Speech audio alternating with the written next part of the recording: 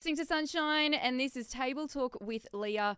We have immigration expert Melanie MacFarlane here on the line with us, talking on a very important issue involving the steep fall in the number of international student visas being granted by the Australian government. What's driving this, and what impact is it going to have on our economy? We're about to find out. Melanie, welcome to Table Talk. Thank you so much for joining us.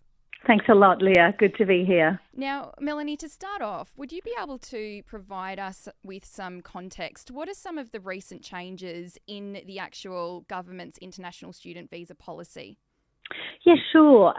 The thing is, there hasn't been any new legislation, but there have been announcements of the migration strategy, which came out at the end of last year, which talked about what was going to affect international education and student visas and so on. But no actual legislative changes just yet. Okay. See, from what I understand, what I've read, there's been a significant increase, though, in visa refusals, and especially for some certain countries. My understanding is that India, Pakistan and Nigeria have been heavily impacted. What factors might be contributing to this spike? Yes, that's right. I mean, there have been, and I myself, we have offices in Colombia, and we normally bring a lot of students over from there, and we've seen, I think over 70% rise in student visa refusals over these last few weeks.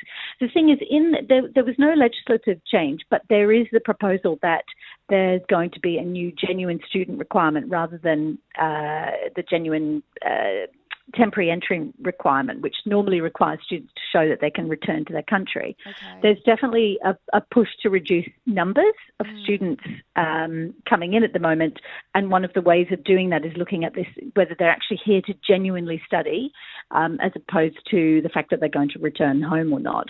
But no law has changed yet, but nonetheless, we're still seeing all of these visa refusals. Yeah. So it's almost like a policy shift right before any laws have actually been approved. Okay, and you've mentioned there that there's been a cut. They're needing to make this cut for migrant numbers, and so they're targeting the overseas students at the moment. What's the intent behind this? Well, the thing is, it all comes down to, yes, the release of the migration strategy at the end of last year and the government's announcement, namely Minister O'Neill, the Home Affairs Minister, the announcement that the temporary migration numbers are going to be cut. In fact, they're going to be halved by this time next year, purportedly. I mean, if they can actually do that. And the way to bring those numbers down is actually to target student visas, because it's the kind of the easiest way, because they're overseas. They can choose whether they're going to grant them or not. And so if they want to cut temporary visas, coming in, okay, well, let's look at student visas in that case. Right. And with the impact that's having then on the Australian education sector, what is the impact on our universities at the moment? Well, it's quite high. As you can imagine, if there are, as I mentioned, from Colombia, there's a very high percentage of refusals, and also from the Indian subcontinent, that definitely is being seen as well.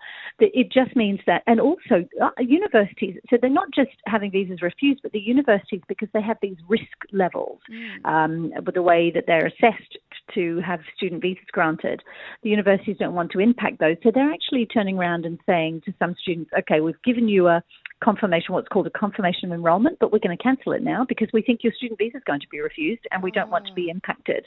Gee. Quite something, actually. Yeah. So it's really affecting enrolment levels, which in turn is going to impact universities and other colleges, vet sector colleges as well, because obviously there's a lot of revenue that comes from international students too. Of course. Now, Melanie, we do need to take a break. Are you able to stay on the line? We'll come back, play a song and chat some more.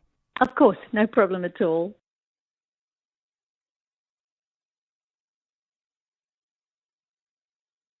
Welcome back to Table Talk with Leah. If you have just tuned in, we have immigration expert Melanie MacFarlane here on the line with us today, and we're talking on a very important issue involving the steep fall in the number of international student visas being granted by the Australian government.